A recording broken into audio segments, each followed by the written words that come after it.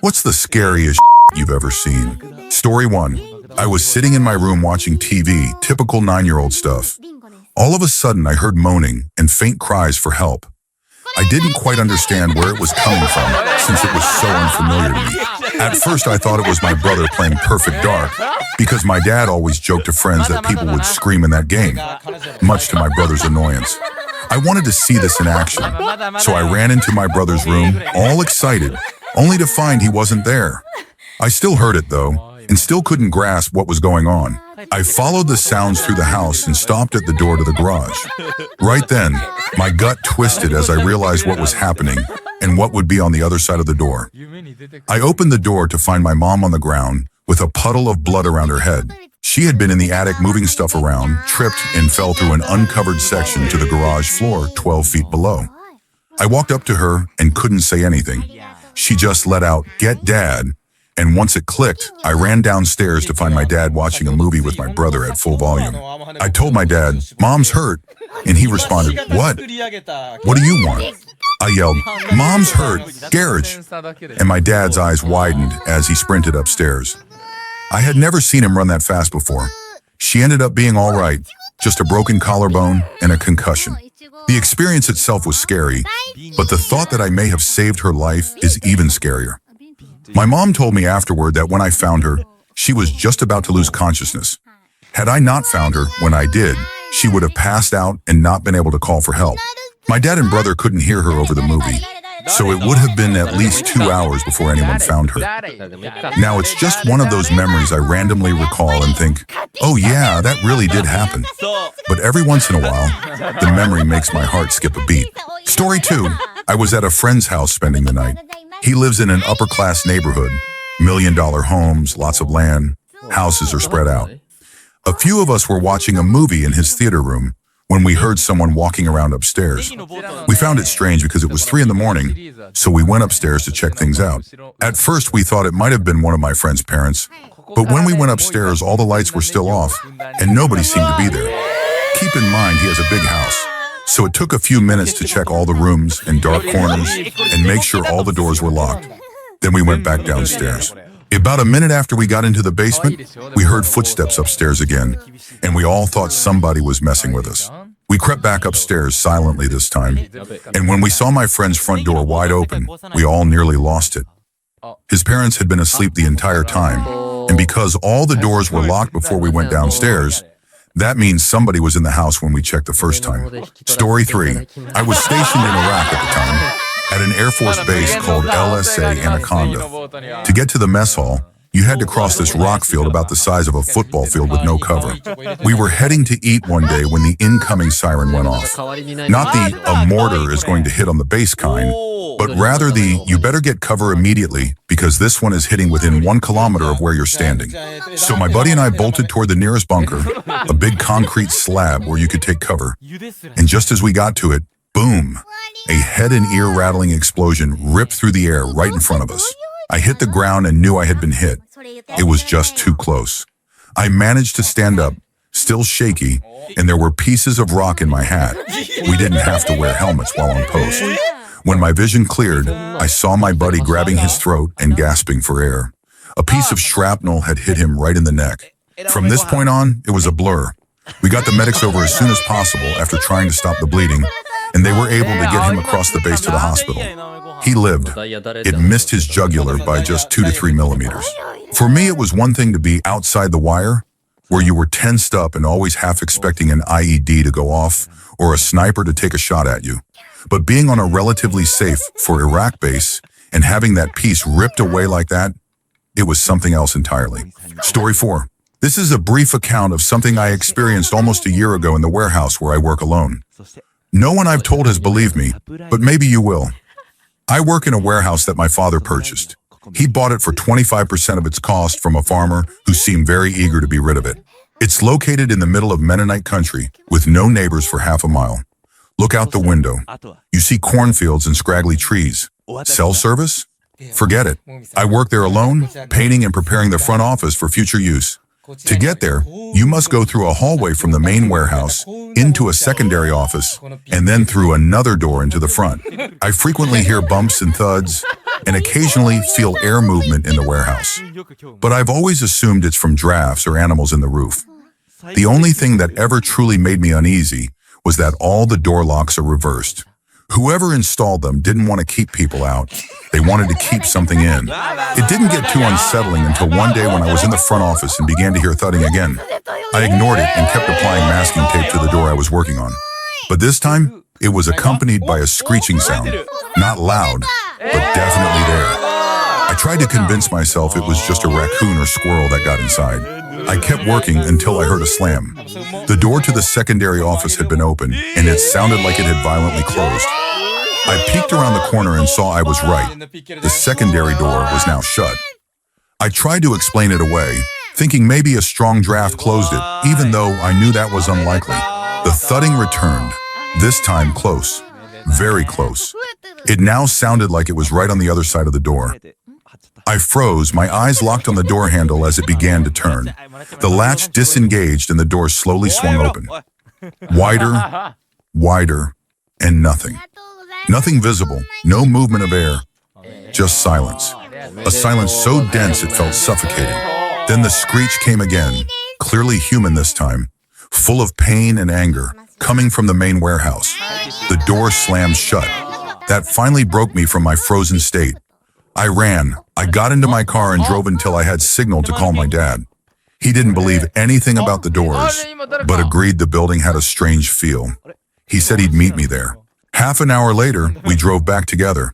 I showed him the door that slammed, explaining how it couldn't have been closed by a draft. I told him about the sounds and the sudden silence. He suggested we check the main warehouse. I felt braver with him there, so I led the way.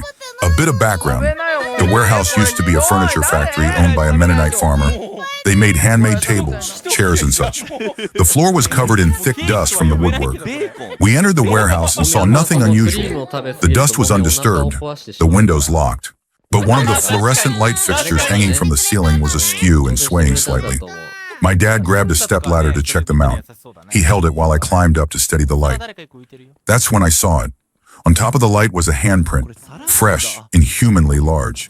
No footprints in the dust, no indication anyone had been up there. I climbed down and switched places with my dad. He looked and said, "What the heck? There's been no one in here for years." He mentioned thinking someone was breaking in to steal parts, but I told him this wasn't human. Then, as if to prove it, the thud returned. This time it felt like an earthquake. The entire building shifted.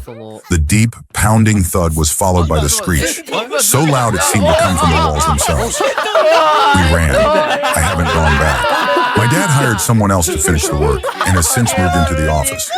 He's heard the thudding, but nothing more has happened. What was it? I don't know. I don't care to know. But something is in that building, and the man who sold it to us knew. I'll never forget the sound of that lock turning or the suffocating silence that followed. Story 5. When I was about 13, I was staying at my friend's house. His father had just passed away from a stroke, so I was there for support. That afternoon, we were playing in his dad's garage, his radio room. His dad had been a very active ham radio operator and had all kinds of scanners, radios, and strange equipment. The one I remembered best was the big one. I don't recall the brand, but it was about 3 times the size of a VCR. I remembered how his dad would show us how he could talk to people all over the world with it. We were never allowed to touch it, not even speak into it. That day, we turned it on and started twisting the channel knob, just listening until we heard a voice come through.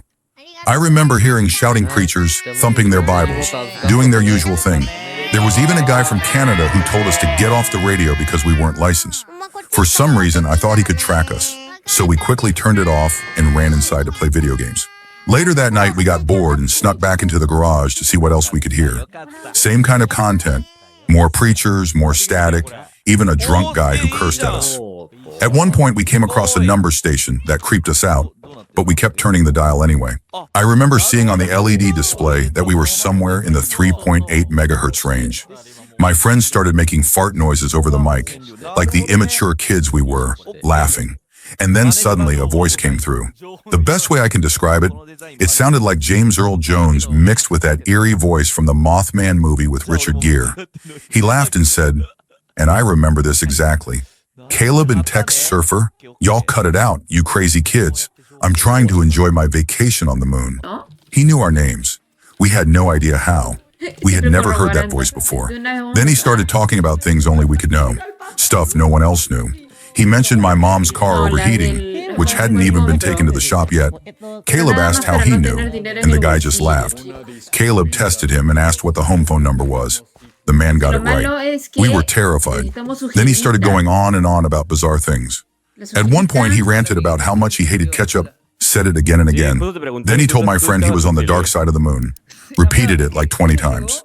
He said he could make radio waves do weird things. And then, out of nowhere, a scanner turned on and blasted a loud, high-pitched tone through the speaker.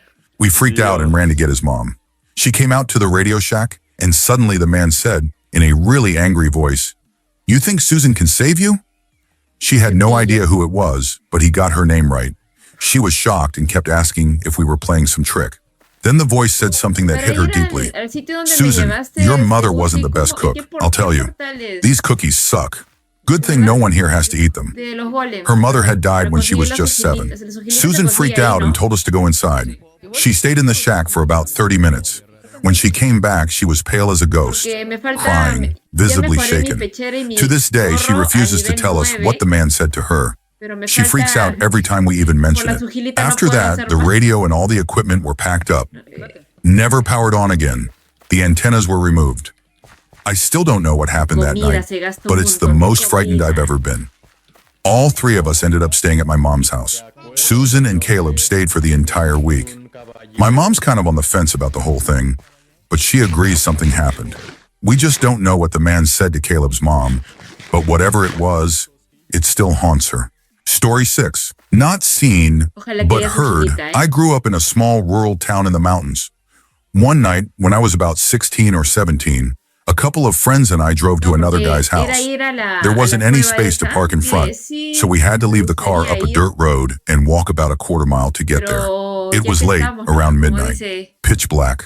The only sound was our footsteps and our voices. Then suddenly, my friend stopped and whispered, "Shh." We all froze and listened. That's when we heard it, screaming. It sounded like a woman or a child, high-pitched, blood-curdling. It was coming from up on the mountainside. There were no houses up there. It was far enough away that it sounded faint, but close enough that if it had been daylight, we probably could have seen where it was coming from. We just stood there, frozen on a narrow dirt road. No lights, nowhere to run, just silence. And that scream again and again. We stood there for at least 2 minutes before it stopped. Just like that. Nothing. We took off running, made it to our friend's house breathless. We told him what happened, but we didn't call the police. We had weed on us and didn't want to risk it. Eventually, we just convinced ourselves that someone was messing with us. Probably just a prank, but deep down we knew that wasn't it. It was the scariest thing I've ever experienced. And even now, 15 years later, I still think about it. Story 7. I was 4 years old. I remember my parents yelling, again. My father was viciously abusive to my mother, so watching him beat her had become normal. They were young. Mama was 24, with 4 kids between 8 and 4. He was 27. Father to all of us. Anyway, Mama always tried to protect herself. I walked into the kitchen when I noticed the yelling had stopped. But instead of the familiar sound of hits and slaps, I heard strange, heavy thuds. Our kitchen and living room were one open space, so we could see everything. My oldest brother, who was 8, ran in behind me. My other 2 brothers followed. They were 6 and 5. We all saw the same thing. My mother on the ground. She was conscious, but her spirit was broken. She wasn't trying to fight back. My father was kicking her in the midsection, over and over. Then he picked up a kitchen knife and started toward her, screaming awful things. His face was terrifying. I froze, but my brothers didn't. They jumped on him, attacking with everything they had. Their little fists, their feet, even their teeth. My father, furious, grabbed my oldest brother and threw him across the room. He hit the couch hard, but he got right back up. He saw me trying to help, shoved me down and yelled, "No, stay down, you're too small." He ran back into the fight. And then something happened. My mother, seeing her boys being hurt, something lit up inside her. Her strength came rushing back. And for the first time ever, she hit my father. She snapped. She fought him off. My brothers came back to me. They picked me up and ran with me into the bedroom. We huddled together, eyes shut, praying he wouldn't kill her. He didn't. She left soon after, but not before one more moment I'll never forget. We were in the back seat of the car. She was trying to leave him. We saw her, our mother, with a gun in her mouth. The police had to step in to get us out. That memory still makes me cry. If it hadn't been for my brothers, she probably wouldn't be here. Story 8. About 25 years ago, I was driving to work as an Applebee's waitress, heading down a 4-lane highway. I looked to my left because something caught my eye. What I saw was a yellow dog flying through the air, heading into oncoming traffic. My brain couldn't even process what I was seeing. But a split second later, in my peripheral vision, I saw a yellow truck come into view in the left lane. The driver, a white man with blonde hair, had his hands on the steering wheel. His head was tilted back, and his neck was forced awkwardly forward. He was convulsing violently, and blood was spraying straight out of his neck with so much force, it covered the entire driver's side window. I was shaking so badly, but the Applebee's was at the next exit, so I pulled off. I ran inside and sat down in the manager's office, telling him I needed a minute before I started my shift. My manager thought I was making it up when I told him what had just happened. But then, several of my coworkers showed up half an hour late. Those who drove the same direction I had, and they said there was an accident on the highway. That's when it hit me. The accident had happened right beside me in real time. I realized the dog I saw flying must have been in the back of that yellow truck. The man, bleeding out next to me, must have been dying as I drove past. I have no idea what exactly happened. I didn't hear an impact. No collision sounds, nothing. Story 9. I was on my way to visit my dad with one of his colleagues, while he was working on his M.PHIL. Our route took us through a place called Lama. Even today, there are signs that read "Danger, Wild Elephants," and police patrols show up every few miles. This was about 10 years ago. There wasn't much civilization there, just the highway and a few scattered indigenous villages. We were in a drop-top Jeep, driving up the hilly road, when we noticed some kind of commotion by the side. Violence wasn't uncommon there, so our driver pulled over a little ahead and walked back to see what was happening. 2 minutes later, he came running back, face pale, panicked. He asked if we had any kind of weapon on us, a knife, a stick, anything. The noise behind us was getting louder, and a crowd was forming. I stepped out and walked closer, and I just stood there, frozen. There were maybe 20 people on two ends of what looked like a massive snake. I think it was a python, though maybe my memory makes it seem larger. People were trying to unravel it while hacking at it with sticks and stones. The snake was thrashing, trying to coil in tighter. And that's when I realized I felt lightheaded. The snake's jaws were stretched impossibly wide, and there were two small legs sticking out of its mouth. I think they were still twitching, alive. People shouted, cried, and asked if the child could be saved. Could they cut them out in time? The screams around us grew louder, and every few seconds there was this awful, wet screeching sound as more of the child was pulled into the snake. We stayed until villagers arrived with machete-like blades. They started hacking at the snake, trying to get to the child. But deep down, we all knew it was too late. We just needed to get far away. I threw up twice on the way. We were both shaking. That night, I barely slept. Story 10. Es un cuadrado azul. I was standing next to my car at a gas station, pumping gas, when I saw a girl walking along the side of the road across from me. She was kind of cute, so I watched her for a second. That's when a car pulled up beside her. It slowly followed her for a moment, and then three big guys jumped out and grabbed her. She started screaming, trying to fight them off, but they overpowered her and shoved her into the back seat. The car then pulled behind a closed-for-the-night auto shop, right where they'd grabbed her. From where I was standing, I could still see the car. And even across the road, I could hear her screaming. The car rocked violently as she fought from inside. The moment I realized what was happening, I called 911. I gave them a full play-by-play, descriptions, plate numbers, everything I could. After a couple of minutes, the car pulled back out and sped off down the road. She was still screaming in the back. They must have been doing 90 miles an hour. It really messed me up to witness something like that. Right then and there, I made a promise to myself. I would never stand idly by while something like that happened again. Now I carry a handgun. I've been trained to use it. I pray I never have to, but if I need to, I will. I'll never just stand by and let someone get hurt like that again. Story 11. I lived about 2 miles outside of town on an oil sand road and worked at a McDonald's in town. When the weather was nice, I'd walk to work. This was one of those days. I was strolling along when I heard a car engine behind me, screaming like it was maxed out. I looked around and found a good spot to step off the road. The car got about 100 yards from me, right near a dangerous turn I just passed. That turn was improperly banked, deceptively tricky. The car was flying. It hit the turn, and the back end swung out. They fishtailed, overcorrected, and the car rolled, coming straight toward me. As it flipped, glass and chunks of pavement hit me in the face and neck. The car landed in the ditch, just 6 feet away from me, right side up. I ran over to see if anyone was hurt. When I opened the back door, a bunch of exploding beer cans came tumbling out, followed by a very drunk guy. There were 2 more inside, also drunk, and the driver was slumped over with a nasty cut on his forehead.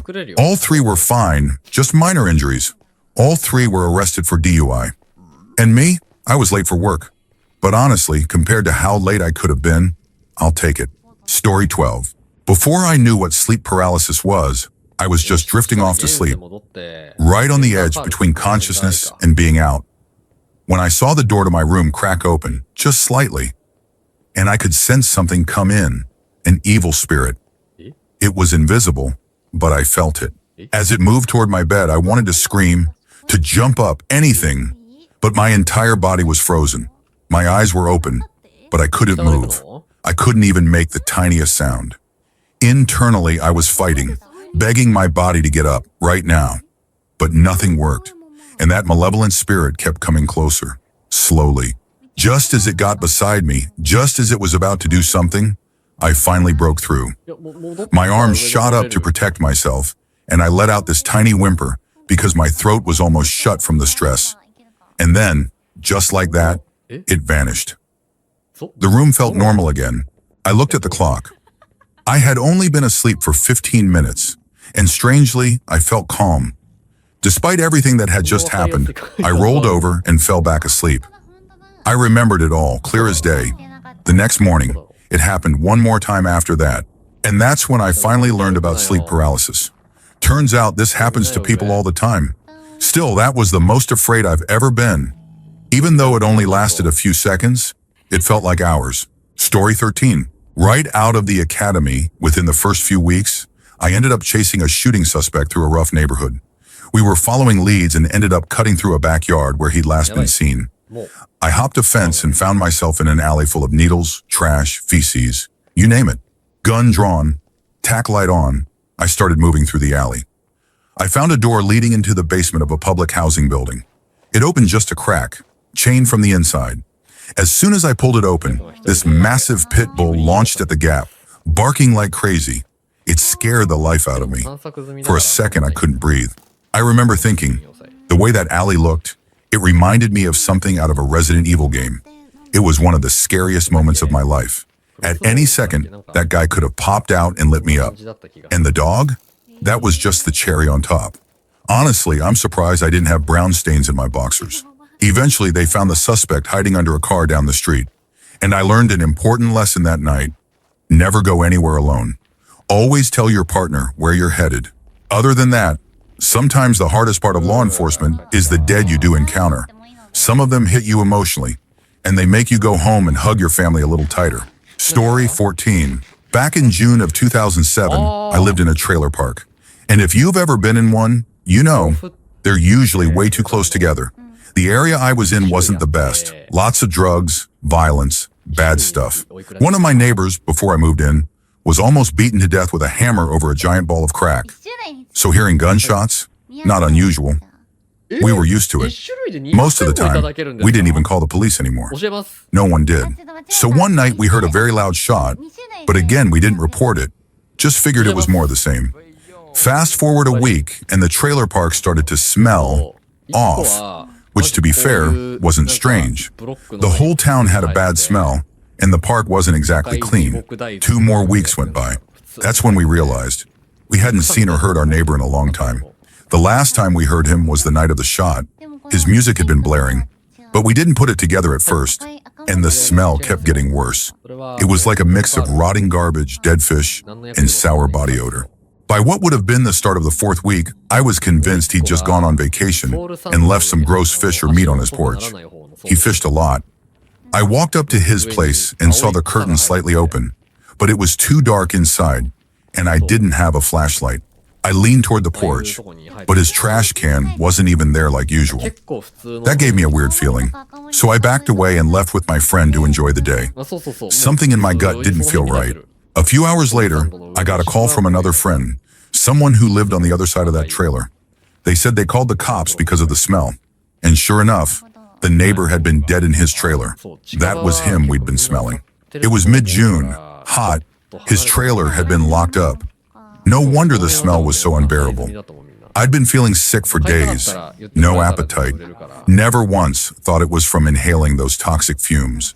We ran outside when we heard the police were there. The front door had been kicked in. Thousands of flies lined the frame. The smell was unbearable. We stayed outside trying to piece it all together. We realized exactly when he must have died. We even told one of the officers. And that's when I saw my ex staring at something behind me. His face froze. I turned around, slowly, and saw the body. They had it on a stretcher in a black body bag, which was partly unzipped. I swear my mind tried to protect me from what I saw. It looked like the face was completely smooth. No eyes, no mouth, no features. At first I stupidly thought, why did they wrap him in black plastic? It took a moment to realize he was decomposed.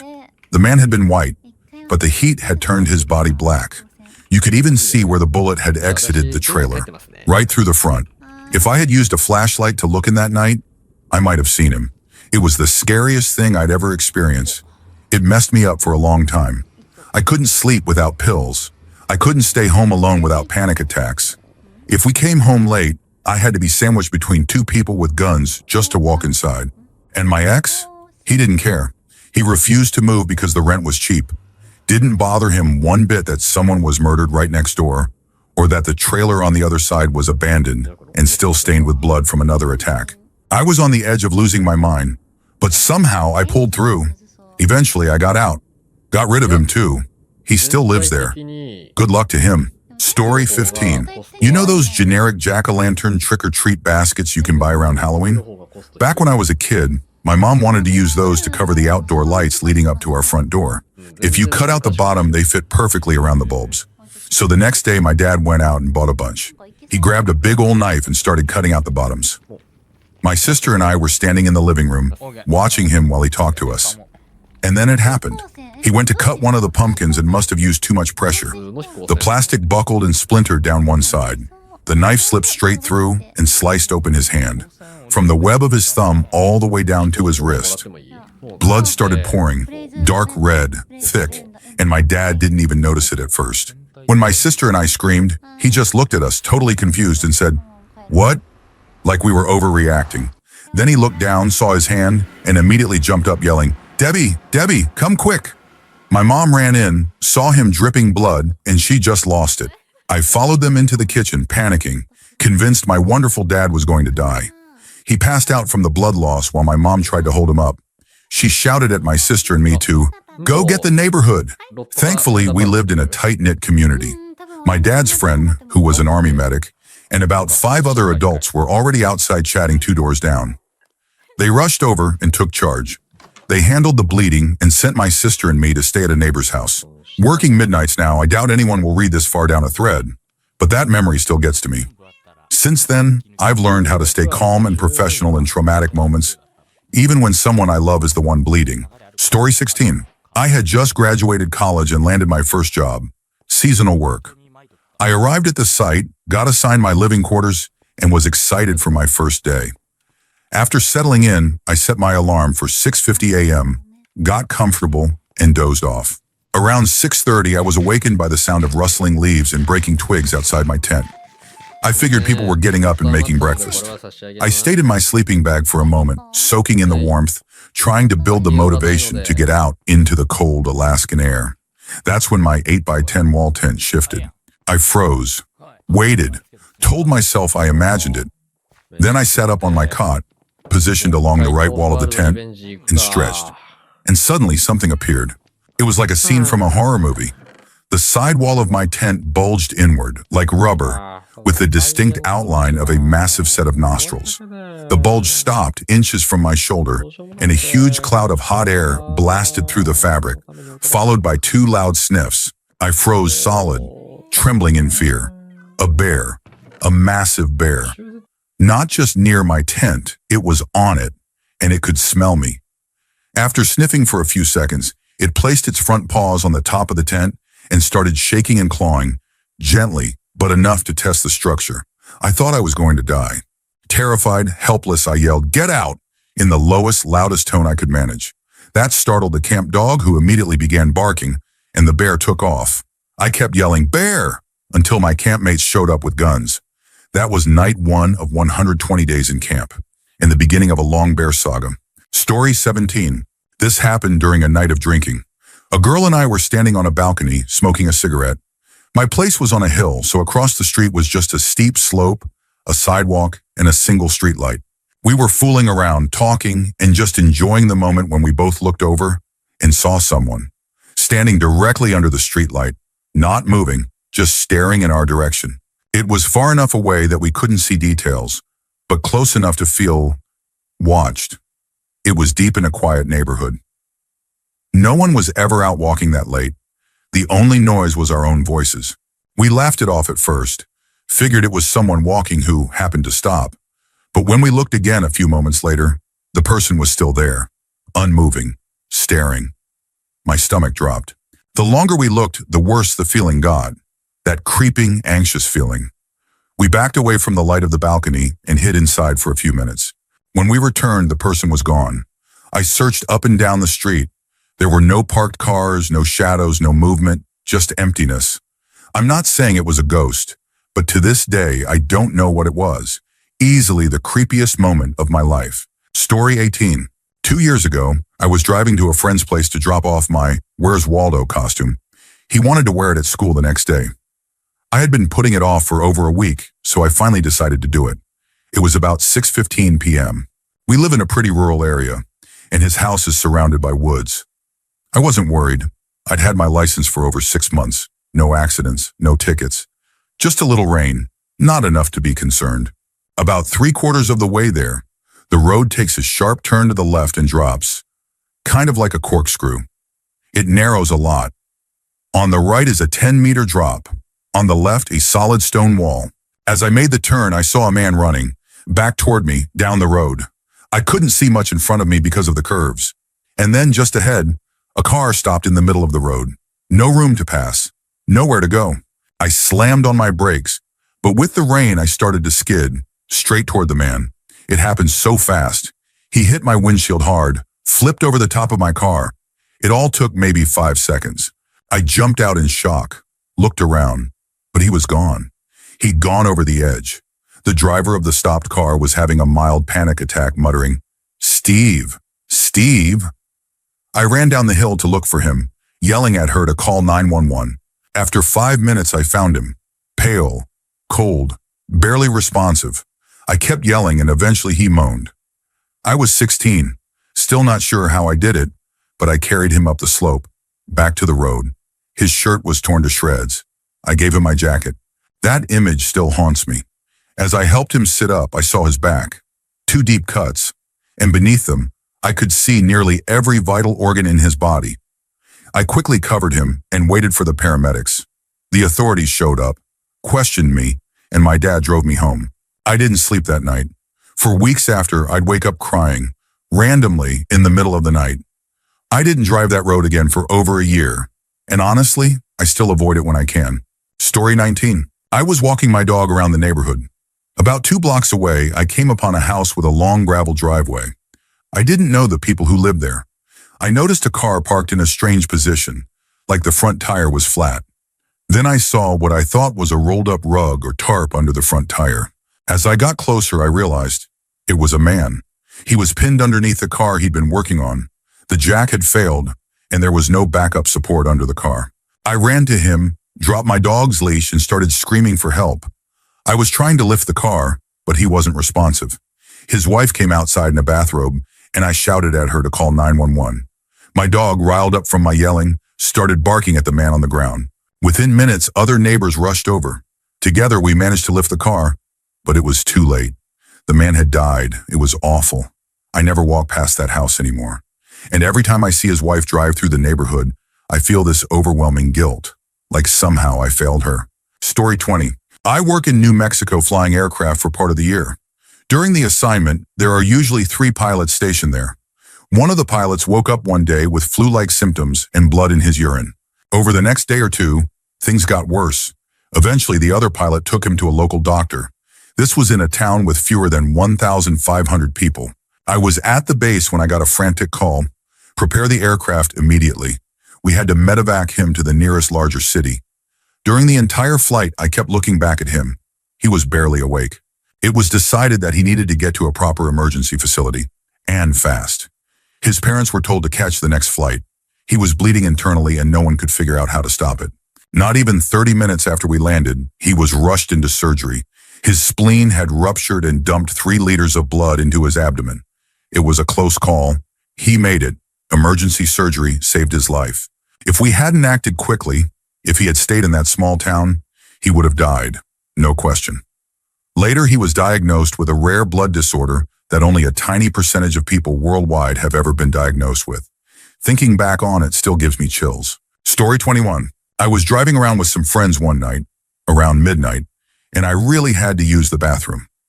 I pulled over at the start of a bike path just off the main road and ran into the woods. There was a small shelter with a covered bench that looked perfect. As I ran over, I started unzipping my pants, just trying to speed things up. I'm a girl, so I was getting ready to squat behind the bench. It was pitch black, and I couldn't see a thing. Then suddenly, I saw a pair of eyes, and I heard a groan. There in the shelter was a homeless man I had just woken up. But at that moment, to me, he was clearly a murderer. I screamed like I've never screamed before, took off running. I hurdled a 3-foot fence like it was nothing and dove into the car. My pants were still halfway down. It was the scariest moment of my life. Story 22. I volunteered as an EMT in a small village just outside New York City. I started in high school and continued through college. One night, we were on call not just for our town, but also for 2 nearby villages, both of which were out of service. One of those villages isn't the safest area. Normally, police meet us on every scene. But that night, there was a fire in town and a crime investigation elsewhere, so police were stretched thin. We got a call for a 25-year-old male with a facial wound located in the backyard of a private residence. No police were available, no advanced life support, just me and my driver. We arrived at an apartment building with an open yard out back. My driver pulled onto the field and spotted the patient, sitting in the shadows like he was hiding. Something felt off. I got this awful feeling, so I hit the floodlights on the ambulance. The second the lights turned on, we saw them, 5 to 7 men standing in the dark, holding tire irons and baseball bats. My driver hit reverse, and we got the hell out of there. I immediately called for backup. Later, we found out the plan was to jump us, steal narcotics, and take the ambulance for a joyride. The joke's on them. We didn't even carry narcotics on our basic life support rig. To this day, I still wonder what would have happened if we had walked into that yard in the dark. Story 23. When I was a freshman in high school, I spent the day at my grandma's house. At one point, I went outside to get the mail. When I came back in, she was sitting in her chair, moving her right arm in slow circular motions. I asked her what she was doing, and she tried to speak, but nothing came out, just garbled sounds. Suddenly, her entire body started to convulse. She was having a seizure. I froze. I was the only one home. I cried, unsure of what was happening or what to do. I called my mom and begged her to come quickly. About 5 long minutes later, my grandma went limp. I thought she had died right in front of me. But then, she sat up, looked at me, and told me she thought she had just had a stroke. Shortly after, my mom arrived and paramedics were called. It was the most terrifying thing I've ever witnessed. I truly thought I was losing my grandma in that moment. Later, we found out that cancer had spread to her brain, and that was what caused the seizure. Story 24. A friend and I were walking across town to get back to my house. It was the middle of the night, in the middle of winter, snowy, cold, during our 10th grade year. There was only one person in sight across the street. As we walked easily for 20 minutes, turning onto different streets, we noticed he was still there, still on the other side, still about 100 feet back. That's when we started to get scared. We picked up the pace. At one point, I looked back and saw him sprinting toward us as he passed under a streetlight. The street was dark. He was running, full speed, right at us. Petrified, we started running like our lives depended on it. It sure felt like they did. We turned at every intersection we could, hoping to lose him. Then we cut through a small park, and so did he. We didn't need to look back to know he was still coming. There was a dead-end street on the other side of the park, with a path at the very end. My friend, who was ahead of me, made a quick turn toward the corner of a house and jumped behind a bush. I followed and crouched beside him. It was the scariest moment of my life. The man came running through the path and stopped in the middle of the street. He just stood there, looking around, searching. Somehow, thankfully, he crossed to the other side of the street to check there instead. To this day, I believe that choice is what kept us alive. We watched as he searched. Then we started backing away, slowly, into the backyard of the house. We jumped a fence. The property backed onto a ravine. We took the forest trail back to the park and ran the rest of the way to my house. Kilometers away. We didn't stop once. Story 25. I was in high school when The Grudge came out in theaters. Back in 2004. I took my girlfriend to go see it. That movie was terrifying. I love horror movies, but for some reason, both The Grudge and The Ring scared the absolute hell out of me the first time I watched them. Anyway, after the movie, I was driving my girlfriend home. She was still really shaken up, and we were talking about the scariest parts. It was probably around midnight. I was driving on Highway 22 in Louisville, Kentucky. If you've ever been on 22, you know, it's a dark, creepy road with very little lighting and some crazy turns. I came around one of the worst turns on the road, and suddenly, right in front of us, was this huge deer. Just standing in the middle of the road, a big one. My girlfriend screamed bloody murder. And honestly, so did I. I swerved hard, barely missed it, and somehow managed to regain control of the car. I turned to try to calm her down, but when I opened my mouth, no sound came out. I couldn't speak, not a single word. It must have been the adrenaline or something, but for a solid 5 to 10 seconds, I had no voice. It was like my vocal cords had swollen shut. When I did manage to speak, it was just a low, distorted murmur, like a monster. My voice came back slowly after about 30 seconds. Needless to say, the movie already scared her. The deer incident pushed her further, and now her boyfriend couldn't talk and was making monster noises. She was completely over the edge. Eventually, I got my voice back and reassured her. But those couple of minutes, absolutely terrifying. Still the scariest moment I've ever had. Story 26. When I was 8 or 9 years old, my family lived in a house with a large foyer at the front. The ceiling was about 15 to 20 feet high, and from it hung a massive chandelier with multiple bulbs. Some of those bulbs had gone out earlier in the day, so my mom planned to change them later that night. While I was in the shower and my little brother was taking a bath, she thought it would be a good time to fix the lights. She set up the ladder and started working, but the ladder was faulty. It collapsed. She fell hard, landed on her head, broke her arm, and suffered other injuries I don't even fully remember. I came out of my bedroom and saw the collapsed ladder, shattered glass everywhere, and a pool of blood. Then I saw my mom limping down the hallway toward me. It was terrifying. Soon after, fire trucks and an ambulance pulled up. Paramedics and firemen filled our house. They rushed her to the hospital. I spent the night next door with some family friends. It's definitely one of the scariest things I've ever experienced. The image of my injured mom walking toward me and the chaos that followed still sticks with me. Story 27. I went on a family vacation to Mexico one year, and my parents planned a little side trip to go snorkeling. We went to this bay where we met up with our snorkel guides. They loaded us onto a boat and took us far out into the ocean. You could still see land, but it was very far away. Complete isolation in the ocean is one of my biggest fears, but there were around 20 people with us, so I sucked it up and jumped in. At first it was amazing, checking out coral, swimming through schools of fish. I ended up zoning out, just admiring the sea life. I zoned out so much that when I finally lifted my head out of the water, I realized I had drifted far from my family and the group. They were in the distance, all staring at me and pointing downward. I put my face back in the water, and there it was. About 15 feet below me was a massive barracuda. It was eerie. The schools of fish swayed gently with the ocean current, but this thing, this giant, was perfectly still. Completely motionless, just floating there beneath me.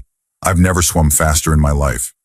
Later, I learned that barracuda attacks on humans are rare, but at the time I had no idea. That moment scared the life out of me. Story 28. When I was a young boy, my father was riding home on his motorbike after work, without a helmet.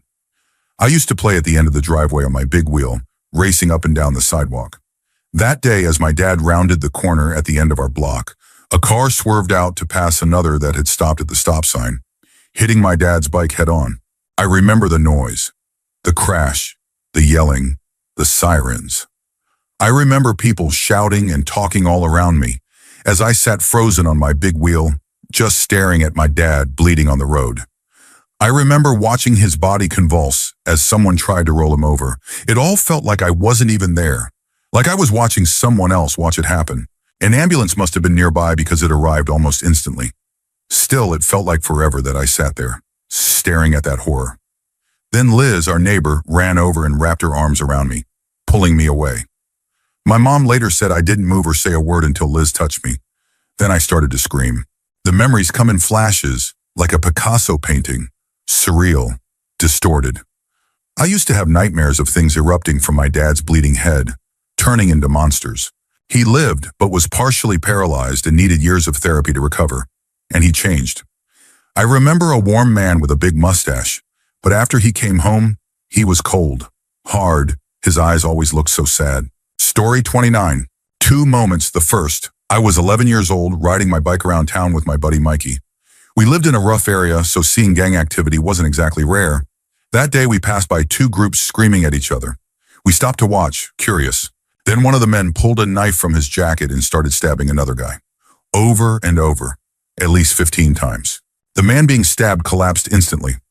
Even though we were about 55 feet away, I still remember the sound. The gurgling as he choked on his own blood. I watched him die. We jumped on our bikes and rode home fast. Called the police. They caught the guy. But the second moment, this one stayed with me longer. I was 19, working as a parts driver for Chevy in Northern Virginia. That day, I had a delivery in the DC area. I noticed a young woman driving while talking on the phone. No seatbelt. I didn't think much of it until she veered into a lifted Jeep next to her and lost control. Her car flipped. Because she wasn't wearing a seatbelt, she was thrown forward, face first into the windshield. Her face and left shoulder went through it. Somehow, she got stuck in the wreckage and was dragged by the car. I was the first one there. Half of her face was gone. You could see beyond her jawbone. Her shoulder was completely destroyed. Blood was everywhere. She was trying to crawl out, but she was pinned. I was 3 feet away, watching this woman dig into the pavement, trying to escape. And then, as she gave one final push, her strength failed. Her arms collapsed. Her head dropped to the concrete. I watched her die, right in front of me. Story 30. There was a building in town that had a reputation of being haunted by some girl who was raped and killed in the early 1900s. Story goes that if you come close enough, you can hear crying coming from the building's tower, and you would be overwhelmed by a feeling of helplessness and sadness. So one night, a friend of mine and I went to get a quick scare and a bit of adventure. It was senior year of high school and there wasn't much else to do. At first, it wasn't much. Graffiti-covered walls, a blocked-off stairwell that led to the tower, and the terrible smell of rat cheese. We were heading out, disappointed that we didn't feel anything strange, when suddenly I saw my buddy start to run. Now, I'm not one to get scared easily, but when I looked up at the tower, I nearly lost it. I saw what could best be described as a bald, albino gargoyle-looking thing with glowing red eyes, and it was staring directly at me. As I stood there frozen, the thing opened its mouth and let out the most blood-curdling scream I have ever heard. I didn't think. I just ran. I chased after my friend and we drove away as fast as possible. It was nothing like what I expected, and even though it's been nearly 5 years, I can still picture the look that thing gave me. Story 31. One time as a kid, I was sleeping over at my cousin's place. He was maybe 11 and I would have been 12 or 13. During the night, he suddenly woke me up screaming, making a panicked cry that sounded really terrified. I looked down from the top bunk to see him half out of the bed, on his back on the floor, just staring at the window. And when I looked too, I saw a black shape drop down and disappear from view. After glimpsing that for only a millisecond, I jumped down to join him, and we both bolted from the room to get his mom. The next day, we tried to figure out how someone could have possibly reached the second-story window, and we realized that if you really tried, you could step on the patio railing, then climb onto the small patio light just below the window, and from there get a view into the bedroom. Some creep had clearly climbed the side of my cousin's house just to watch him sleep. But the story he told me is what truly terrified me. He said he turned over and saw the top half of a man at the window. He sat up, and after a few seconds, he said he could clearly make out the whites of the guy's eyes staring directly at him. The man just stayed there, unmoving, even after he started screaming. From what it sounds like, he only left when he noticed a second person in the room. Story 32. Okay, so something happened to me that I will never forget. It was a nice summer day, and I was about 8 or 9 years old. It was early in the morning, and I decided to go hang out with my 2 friends who were brothers and about the same age as me. So I walked over to their house. We did normal kid stuff like playing video games or something until their dad came in and asked us if we wanted to go to this toy store that wasn't too far from their place, maybe like a mile away at most, just a couple of little streets and one sort of major street. We said yes, of course, and since it was such a nice day, we decided to walk there. We got there with no problem, and my friend's dad said we could each pick out one thing and he'd buy it for us. And to this day, I still remember the toy I chose. It was this little plastic box filled with rubber animals like snakes and lions. So we left the store, which was right on the corner of the intersection, and we were waiting at the light for the walk signal. When it lit up, we all held hands for some reason, maybe because we were young, and started crossing the street. We were maybe 5 steps in when this sedan came speeding around the corner and slammed into us. Me, my 2 friends, and their dad. It all happened so fast, and the next thing I knew, I was on the ground in the middle of the street. In a total state of shock, I stood up, everything around me silent and moving in slow motion, like that scene from Saving Private Ryan. I looked around, completely confused, and saw my friend's dad lying on his back in the street. One of the boys was on the grass past the sidewalk, and the other was halfway on the curb and halfway in the road. I ran up to their dad, who was still conscious, and he barely managed to get out the words, "Get my wife." After hearing that, I just started running toward their house, bleeding from my elbow and crying, completely overwhelmed. The panic set in hard, and I actually forgot how to get there, which made everything worse, but luckily I ran into a kid I knew who was riding his bike, and he asked me, "Were you just in that car accident down there?" And I just screamed at the top of my lungs, "How do I get to Louie's house?" And he led me there. I still remember the look on my friend's mom's face when I barged into their house, crying and bloody, and shouted, "We got hit by a car." She grabbed her keys and took off in her car immediately. I was injured the least, just a cut-up elbow. One of the brothers had broken his leg after being tossed into the grass, and the other had his hand run over when he got knocked down, while their dad rolled up the car's hood and smashed into the windshield before hitting the pavement. We all went to the hospital, and thankfully, we were all eventually okay. The woman who hit us had run a red light, but she did stop, and we ended up suing her, so at least there was that. But to this day, I still remember going back to that spot after my parents picked me up and seeing all those little rubber snakes and lions scattered all across the street. Story 33. I was visiting my sister in Oklahoma one summer, and I had told her about me and my girlfriend at the time seeing her dead grandma in their old house. She decided we should go ghost hunting somewhere in Oklahoma and took me about an hour away to this old tuberculosis hospital. Apparently there was no cure back in the mid-1900s, so everyone ended up dying at that hospital. We got there around 9 p.m. and were just walking around, taking pictures and such, when we wandered to the back where there was a courtyard and a door leading inside. While standing there talking, we suddenly started to hear a bouncing noise, which instantly made us go quiet. We could hear little kids laughing and giggling, and a ball being bounced down the hall, coming closer and closer to us. We heard it roll all the way to the door, and suddenly the kids stopped laughing and running, like they just realized we were standing there. I have never run so fast in my life. My body moved on its own, like I had no control over it. I still get chills down my neck every time I think about it. Story 34. I live on the Gulf Coast of Florida, and when I was about 17, me and 2 friends were out on my family's wave runner, about 200 yards offshore. This was a 4-seat monster of a wave runner, at least 12 feet long. There had been reports of an unusual number of bull sharks in the area, big ones. The reason we were just hanging out where we were is because that part of the water is absolutely beautiful, a light emerald color, and the temperature was perfect since it was summer. We would take turns jumping off and swimming around for a few minutes, and there was also a pod of dolphins playing about 20 yards away from us. So we were swimming around them and just enjoying the moment. When it was my turn to take a swim, I walked to the back of the wave runner and took my life jacket off. Just as I was about to jump, my friend screamed and grabbed my wrist. A huge bull shark was swimming directly toward us, maybe 10 feet off to the left, and I would have pretty much jumped right on top of it, if not into its mouth. The reason I mentioned the size of the wave runner is because, as the shark swam under us, it was not only longer than the entire vessel, but just as wide. We just sat there in complete shock, too scared to even move. Story 35. I was about 16 when it happened. I opened up a tent flap after hearing some kids yelling something about fire, thinking maybe they were just goofing off, flicking matches or something, and managed to get a canvas tent smoldering. But when I looked over my shoulder about 15 feet away, I saw a giant column of flame, at least 30 feet high, spewing from a busted propane tank. What I remember most vividly is the black silhouette of some brave, stupid kid trying to throw a bucket of water on it. I sprinted from my tent, fully convinced with every step that the damn thing was going to explode, screaming for everyone to get away. After clearing the area, I ran to grab fire extinguishers up the road with other staff members, and together we managed to put out the fire. Only then did I realize I had never put anything on my feet when I left the tent, and they were cut up badly from running through the woods and over gravel roads. I hadn't felt a thing until I looked down, and then suddenly it hurt so much I couldn't walk anymore. Still, nothing I've ever experienced compares to the moment I saw a 12-year-old standing against a giant wall of fire and was absolutely sure he was going to die. Story 36. I'm an avid outdoor backpacker, and one night I went out with a friend who was new to backpacking for what I thought would be a quick, easy, and fun overnight trip. Everything started off great. Campfire, sausage, peace and quiet.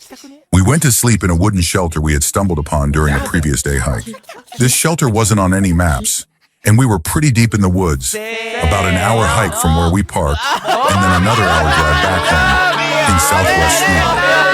Around 3 a.m., my friend woke me up saying he wasn't feeling well and begged me to take him home. I was annoyed having just fallen asleep, but I agreed.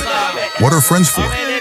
So we started making our way back along a remote lumber trail, surrounded by only a few scattered farms kilometers away from where we had camped. After a bit, he said he needed to stop and rest because he had a fever. He sat down and we just talked. But then I heard something moving in the bushes about 10 meters away. I told him to shut up and we went quiet. I figured it was a bird. He started talking again, and again I heard it. This time, it was unmistakably footsteps coming toward us, now just 5 meters away. That's when I got spooked.